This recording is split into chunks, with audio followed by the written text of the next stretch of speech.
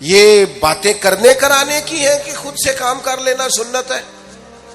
آپ نے 2 منٹ لگائے ہیں اور آپ نے کسی پر روب ڈال کے آپ فارغ ہو گئے. اخلاقی رویوں میں سب سے زیادہ ضروری تو دوسرے کا احساس کرنا ہوتا ہے. اخلاقی رویوں میں سب سے زیادہ حاجت تو دوسرے کی تکلیف اور شدت کا احساس کرنے کی ہوتی. میرے اسا فرمایا کرتے تھے 10 منٹ کیوں انتظار کراتے ہو لوگوں کو؟ تم نے ممبر پہ کہا تھا میں 2:15 بجے جماعت کراؤں گا، 2:16 کیسے ہوئے؟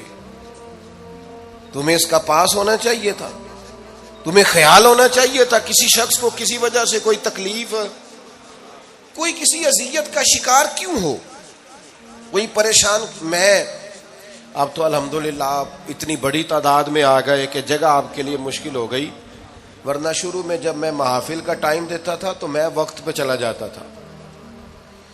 اگر کسی سے کہا ہے نا کہ 6 بجے آئیں گے تو 6 بجے چلے گئے. وہ کئی والی گھر والے پوچھتے سن تسی آ بھی گئے ہو،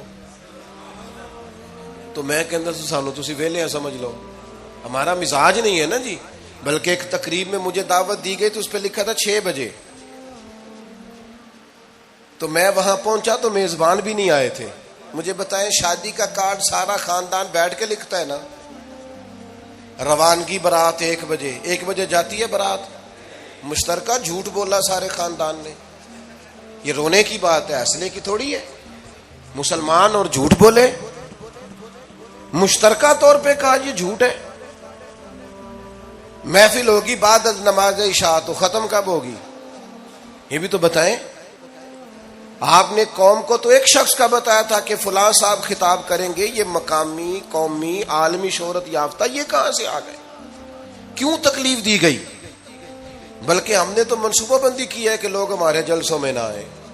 ستائے اتنا ہے، ایک جگہ پہ میں حاضر تھا تو 1:30 بجے مجھے مائک دے رہے تھے. اب تو میں جاتا نہیں ہوں، رات کو چھوڑ دیا ہے. 1 بجے رات کو مائک دے رہے ہیں تو نقیب بیچارہ رٹی رٹائی بات کر رہا ہے، کہتا ہے بلا تاخیر.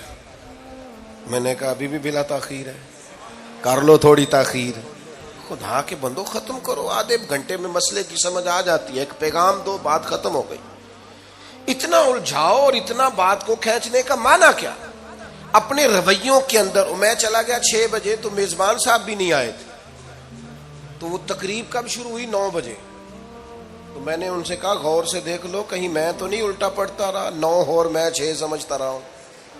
یہ چھوڑے ان چیزوں کو. اپنی زندگی میں آپ نظم پیدا نہیں کریں گے تو کوئی کام کیسے کریں گے؟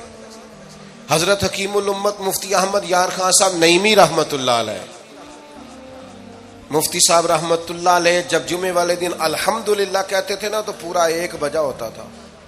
لوگ گھڑی کو کہتے تھے تو غلط ہو سکتی ہے، پر مفتی صاحب پورے ٹائم پہ الحمدللہ کہتے ہیں.